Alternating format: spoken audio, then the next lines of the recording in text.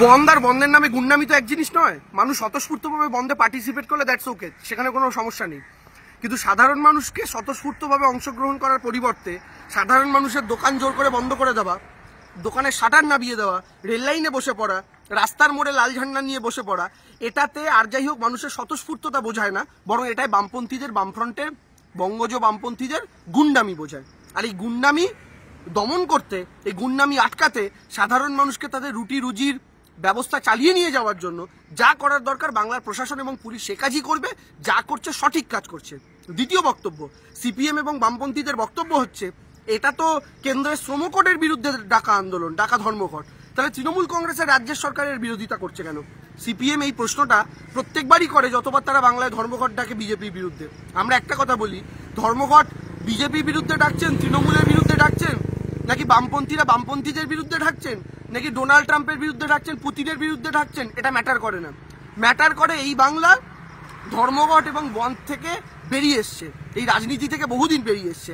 2011 সালে আমরা ক্ষমতায় আসার পর থেকে একটাও বন্ধ অ্যালাউ করিনি এবং আগামী দিনেও একটাও বন্ধ অ্যালাউ করব না। কারণ 1977 থেকে 2011 সাল পর্যন্ত এই বন্ধ, হরতাল, চাক্কা জ্যাম করতে করতে বাংলার কর্মসংস্কৃতিটা শুধু পিন্ডি চটকাননি, গয়ায় গিয়ে পিন্ডি দান করে এসছেন, শ্রাদ্ধ করে এসছেন।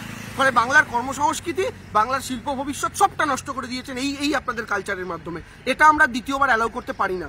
আর তৃতীয় বক্তব্য হচ্ছে, বামপন্থীরা বা সিপিএম এর বন্ধুরা এইটার উত্তর দিন, এই কেরালায় আপনাদের বামফ্রন্টের সরকার, আপনারা বলছেন পশ্চিমবঙ্গের তৃণমূল সরকার বন্ধের বিরুদ্ধে ফরমান জারি করছে, সরকারি কর্মচারীদের উপস্থিত থাকা বাধ্যতামূলক বলছে।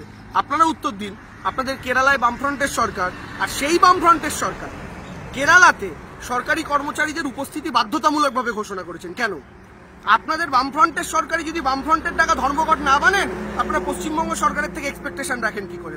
আপনাদের বামফ্রন্টের সরকার ফরমান জারি করে বলছে সরকারি কর্মচারীদের উপস্থিত থাকতে হবে, যারা উপস্থিত হবেন না তাদের সঙ্গে কি কি করা হবে এবং প্রশাসন কি কি ব্যবস্থা নেবে।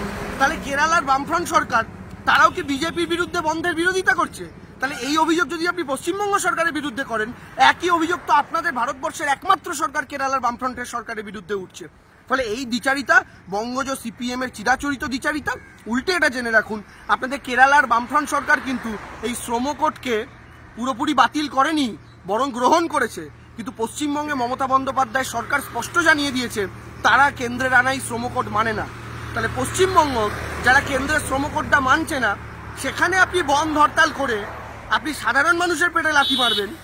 আর কেরালা যেখানে এই ধর্মঘট দরকার, কারণ কেরালার সরকার এটাকে রিজেক্ট করেনি, সেইখানে আপনারই সরকার আপনাদেরকে আটকাচ্ছে ধর্মঘট বন্ধ করতে। এই দ্বিচারিতাকে কি বলবেন? এই দ্বিচারিতার নামই সিপিএম, এই দ্বিচারিতার নামই বঙ্গজ বামপন্থী। এবং এইটা বুঝেছে বলেই সাধারণ মানুষ আপনাদেরকে শূন্য করে দিয়েছে, আগামী দিনেও দেবে। আর একটা জিনিস জেনে রাখবেন, সাধারণ মানুষের পেটে লাথি মেরে সাধারণ মানুষের উপকার করা যায় না।